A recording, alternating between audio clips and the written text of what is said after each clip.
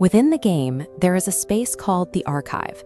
It functions as a realm of absolute logic, a repository where every player, item, and event is recorded and managed as pure data.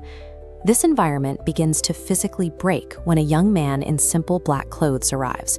He doesn't use skills or weapons, yet the marble floor cracks under his bare feet, and nearby books age centuries in seconds, crumbling into ash. The system attempts to scan and identify the intruder, but the process fails. Instead of a character profile, the interface displays a cascade of deletion errors. The code cannot find a record for him because his presence is unrecognized by the Archive's parameters. The developer previously attempted to erase Noah from the game's history, wiping his data entirely. However, Noah survived the purge because his existence was never tied to the system's programming.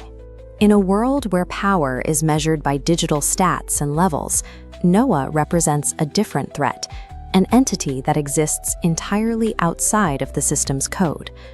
Players in this world generally share a single goal: survive dungeons and monsters long enough to find a way back to their reality.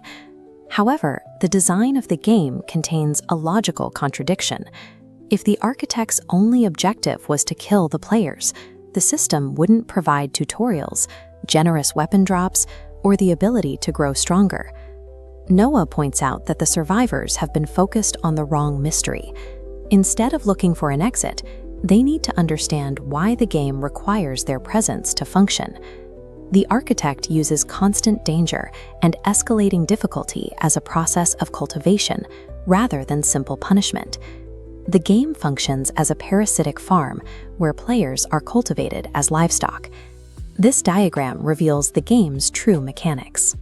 Players' struggles, victories, and losses are harvested as emotional energy, converted into power for the architect. The architect reinvests this energy to create deadlier trials, ensuring constant stress, maximizing energy production in a continuous feedback loop. For the farm to remain productive, the architect needs the players to survive their encounters just long enough to continue generating this energy. When Noah disrupts this cycle, the architect manifests physically. It tears open the sky above the Archive to protect its harvest from the anomaly.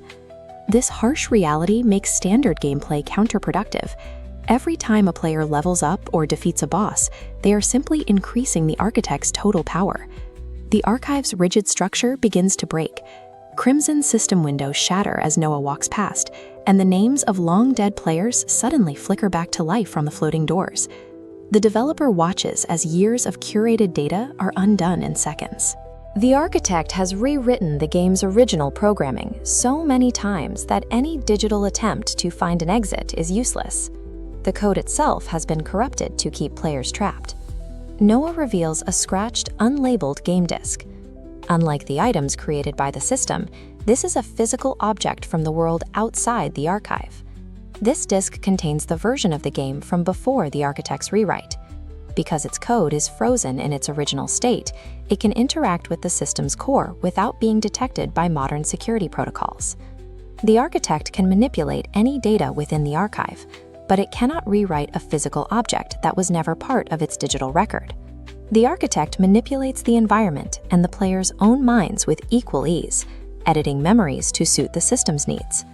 Noah gives Arjun an urgent warning. One of the core party members has already been corrupted. Their memories have been overwritten, turning an ally into a hidden agent for the game. Before Noah can identify the traitor, a crimson spear erupts through his chest. The Crimson Hound strikes from the shadows, ensuring the secret remains hidden. As Noah slowly dissolves into brilliant blue light, he leaves Arjun with a final directive: find the sixth player. The records in the Archive and the memories of the survivors insist there were only ever 5 people in their party.